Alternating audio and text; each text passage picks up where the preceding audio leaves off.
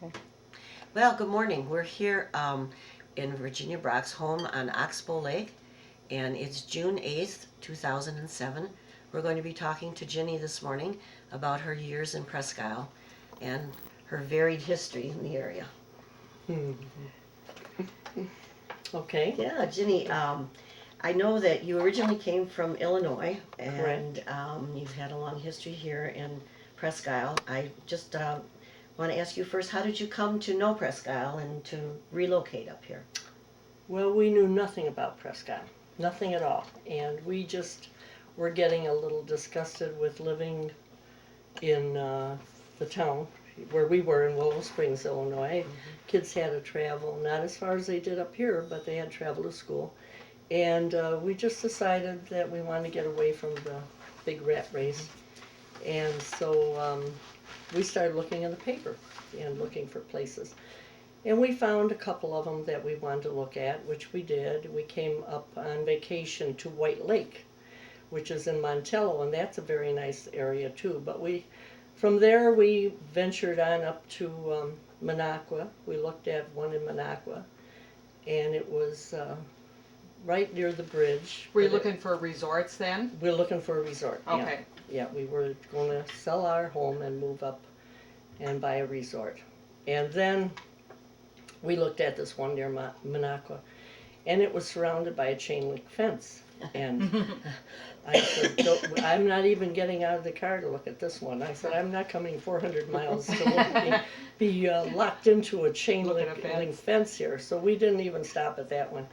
And then we continued on up to Springstead, Wisconsin, and we looked at we looked at two. We looked at one on French Lake, I believe it was, or French Lick Lake, or something like that. And that was a very nice one. And then we went down to Springstead.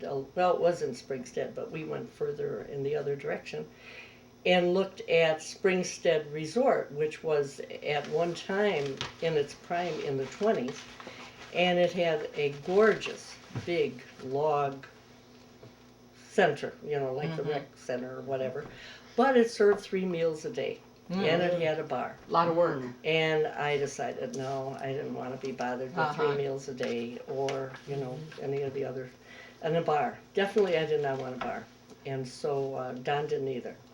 So we left there and we went and looked at a place in Mercer, excuse me, and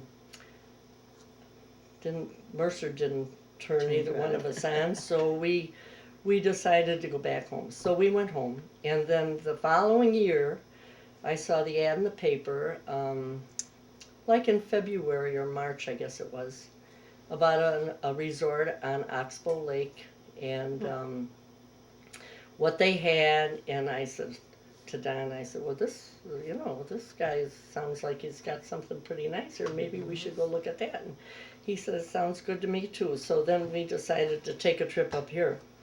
And we came up on, I think, April 28th or something. Beautiful, gorgeous, warm day. About what year do you think this would have been? Oh, that was in 62. Okay.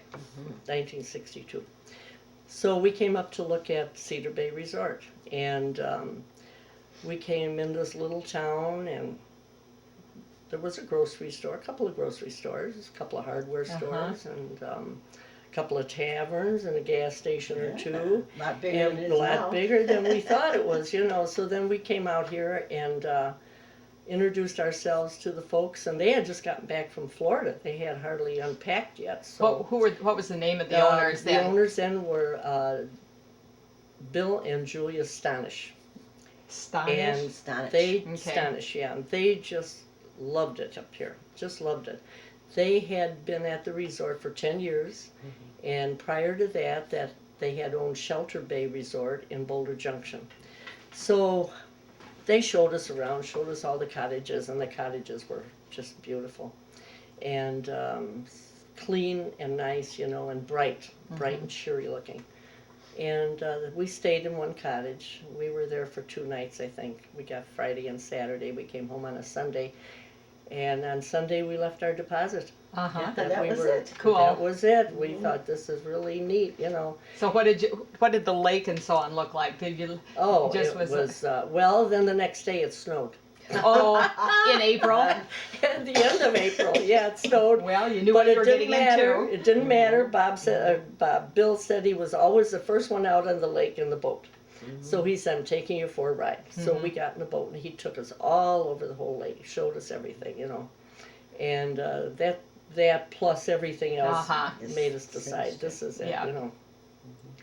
So what we did, we went back home and got busy doing things, and we rented our home out for the whole summer to Argonne National Laboratories, if anybody ever heard I know of them. that. I know that. Sure. And they imported physicists every year to stay in, you know, Right. in the area. Uh-huh. And so I had a bulletin put in there, notices and things. And we got a German couple that came with 3 or 4 kids. I can remember my mother being nervous about leaving the house, like just walked out with our clothes, you know. And she said, "With they got 4 kids?" I said, "So I have 4 kids. Yeah. So what's so different about that?" You Uh-huh. know? But anyway, it worked out fine. It worked out real well, and we stayed that whole summer, and then in the fall, Don went back to You a ran job. the resort We ran already the that resort first all summer. over, yeah. Uh-huh. And we put in new showers in all the cottages. They didn't have showers. They just had a lavatory and a stool. And so Don's father came up, and the 2 of them did all that, putting showers in and putting different, I don't know what all they did. Always but they something were to do. so Yeah. busy, yeah. And then at that time, right up at the house was very nice. It was all knotty pine and had bright, like red brick linoleum all through the place, and that looked nice, and it was just kept up very nicely. So we had enough room in the house for everybody. And then, like I say, my father and mother-in-law came up, and he helped with all the yard things and what we were doing, and he changed. Then once all the showers got in, then we dismantled the shower house that was out behind the house and made it into a laundry room. Okay. And so that worked out just fine. And after that, then, like I say, Don continued to work as a steam fitter in Chicago. He was always welcome back every fall. Did you go back with him? No, I stayed with the kids. You and the kids moved We- here permanently then? No, I put the kids in school for 6 weeks. Oh, The when, first marking period. when you still had resort business then in the fall? Yeah, that's right. We still had fishermen coming in, and then there were bow hunters that came, and so it was busy. And at that time, there were 7 resorts on Oxbow Lake, I think. I think I counted 7. And now there are 2 that I remember. I don't know if you girls know if there's more right now or not. No. But I think the only 2 there are now is Pine Hill and Pine Hill, yeah. And That's what it? other one? That may be it, huh? Yeah. What was it like running a resort? I mean, how busy was it, or what was the work like? It was Or, busy. you know, It was tell how busy. you remember the days. Oh, because you always know when it's Saturday. Okay. Yeah, You know, big that's cleaning when- day. that was the When it big would cleaning turnover. day, turnover day. And they had to be out by, I think, 10 o'clock was the very latest, you know. And then we did that. And Did you cook meals then? Did you in the cook fall I did, yeah. 3 meals a day, or? No, I just would do a dinner, and sometimes if they asked for breakfast, I would do breakfast. Okay. But no, I didn't do 3 meals. But in a the day. summer, No way. they had cooked Yeah. in their own cottages. Oh, yeah. So after that first year, did you go back with the children then after the first marking period? After the first marking So they period. went back to school in Illinois. Right. They And then went back. repeated the same thing. We did that for, what is it? Let's see. I think 5 years we did that. And the kids then would have we been moved- elementary school age by at that that by age. that time? Yeah, I think the youngest one at that time was 5, and Ellen must have been 8, Dave 10, and Rick. Rick was 11, so they must have been a little younger, a year younger than what I said. Did they But- like it here?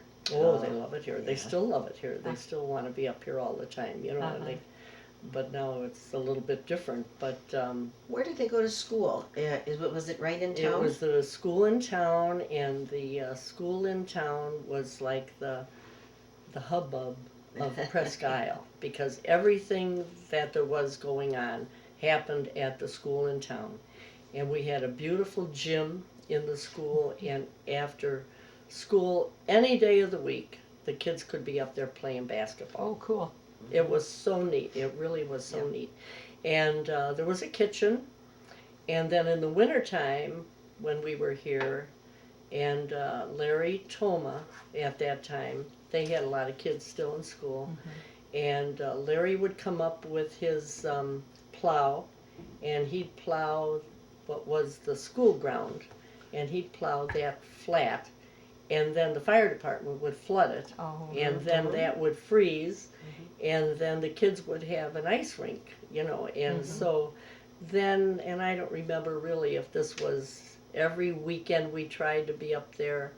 I know Nan Brown and I would get up there, we'd make popcorn and hot chocolate for the kids, you know, if they wanted to stay. And then they could come in, warm up, go back out if they Nan wanted Brown to. owned Beacon Point Resort, didn't she? Yeah, she On owned Beacon Presque Isle. Point, yeah, and it was some other resort before that.